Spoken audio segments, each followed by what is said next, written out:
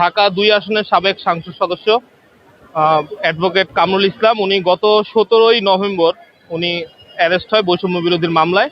এরপরে আজকে ২৫ মে ২০২৫-এ আজকে উনার দুদকের একটা মামলা ছিল।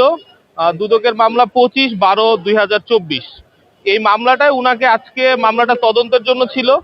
আজকে উনাকে মহানগর দায়রা জজ আদালতের হাজতখানায় উনাকে নিয়ে আসা হয় অ্যাডভোকেট কামরুল ইসলামকে।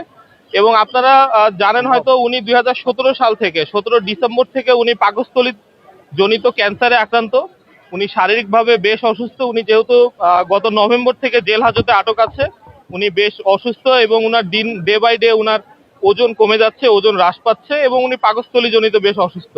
আজকে গারদখানায় যেহেতু আজকে তদন্ত প্রতিবেদনের জন্য ছিল, আজকে প্রতিবেদন আসেনি, সে কারণে শুধু গারদ থেকে তার জাস্ট কাস্টডি সাইন করে আবার জেল হাজতে তাকে পাঠিয়ে দেওয়ার যেটা প্রসিডিউর ছিল। তো উনি অসুস্থ থাকায় জেল হাজতের টয়লেটে উনি টয়লেট ব্যবহার করতে যায়। সেখানে উনি পড়ে গিয়ে মাথায় গুরুতর আঘাত পায় এবং পরবর্তীতে আজকে যারা এখানে ডিসি প্রসিকিউশন সহ যারা কোর্ট পুলিশ, এদের সার্বিক সহযোগিতায় উনাকে প্রাথমিক একটা ট্রিটমেন্ট দেওয়া হয়। এরপরে উনাকে জেলখানায় কারা হাসপাতালে প্রেরণ করে।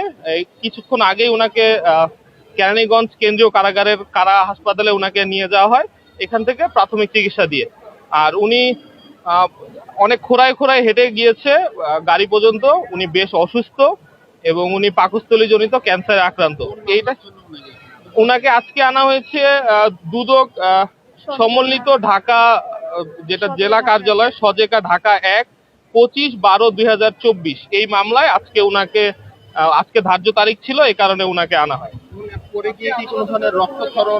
উনার মাথার পিছন সাইডে উনি আঘাত পেয়েছে, কিছুটা ব্লিডিং হয়েছে। উনার যেটা কাপড় ছিল, পরিহিত কাপড়, সেটা রক্তে ভিজে গিয়েছিল। উনি পরে ভিতরে উনার প্রাথমিক চিকিৎসা দিয়ে ব্যান্ডেজ করা হয়েছে মাথায় এবং পরবর্তীতে উনাকে কারাগারে না সেন্সলেস হয়নি, উনি স্বাভাবিক ভাবে ছিল, তবে উনি অসুস্থ। এইটা দুদকে আজকে আনা হয়েছিল, দুদকের মামলা। আমি অ্যাডভোকেট কামরুল ইসলাম, উনার পক্ষে অ্যাডভোকেট নাসিম চৌধুরী।